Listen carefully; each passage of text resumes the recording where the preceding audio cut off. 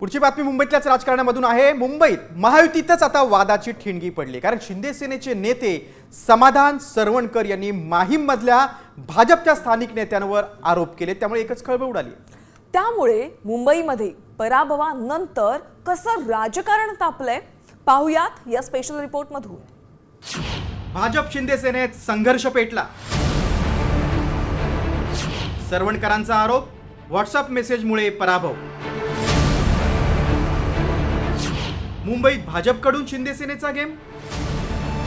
ही टोळी एवढी सक्षम झाली आहे की भाजपच्या सीट सुद्धा आता पाडायला ते पुढे मागे बघत। मुंबई महापालिका निवडणुकीतील पराभवानंतर महायुतीत आरोप प्रत्यारोपांच्या फैरी सुरू झाल्या।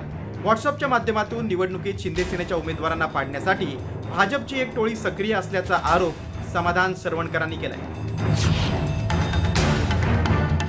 त्यामुळे सरवणकरांच्या आरोपावर ठाकरे सेनेचे आमदार महेश सावंत आणि भाजपचे नेते संतोष धुरी यांनी खोचक टीका केली। नाही, मला पाडण्यासाठी किंवा भाजप आता ही टोळी एवढी सक्षम झाली आहे की भाजपच्या सीट सुद्धा आता पाडायला ते पुढे मागे बघत नाहीयेत।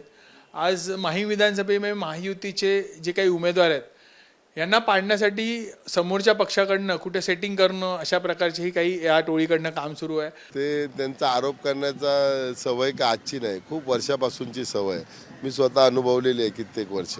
परंतु माझा एकच म्हणणं आहे त्यांना, जर भाजपने काम केलं नसतं तर तुमचा डिपॉझिट जप्त झाला असता। तुमच्या सोशल मीडियावर दाखवले का चॅट? दाखवले का?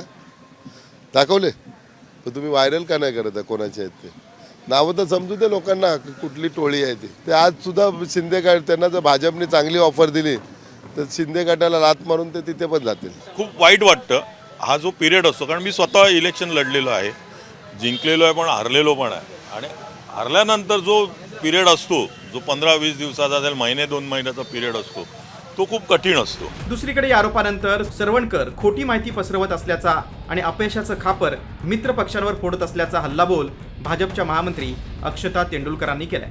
तर तेंडुलकरांना मिरची का झोंबली अशी टीका करत समाधान सरवणकरांनी थेट काही व्हॉट्सअप चॅटच जारी केलेत।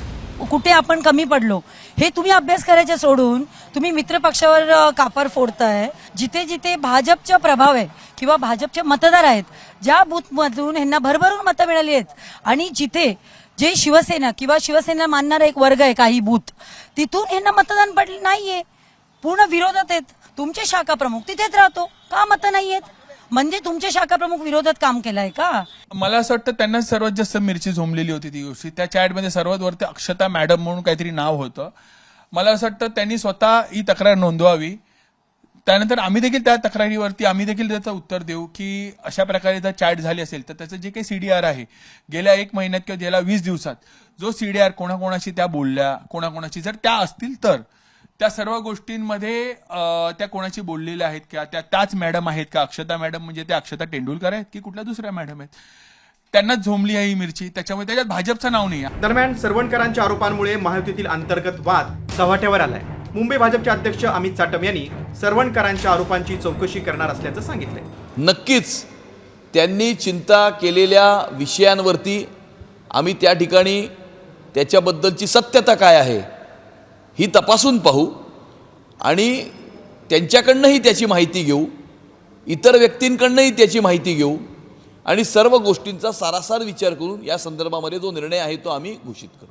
मुंबई महापालिकेतील महापौर पदावरून आधीच भाजप आणि शिंदे सेनेत अंतर्गत धुसफूस आहे। अशातच दोन्ही पक्षातील नेत्यांमध्ये निवडणुकीतील असहकार्यावरून वाद निर्माण झाल्यानं मुंबई महापालिकेतील सत्ता स्थापनेनंतर या वादाचा नेमका काय परिणाम होतो ते पाहणं महत्त्वाचं आहे।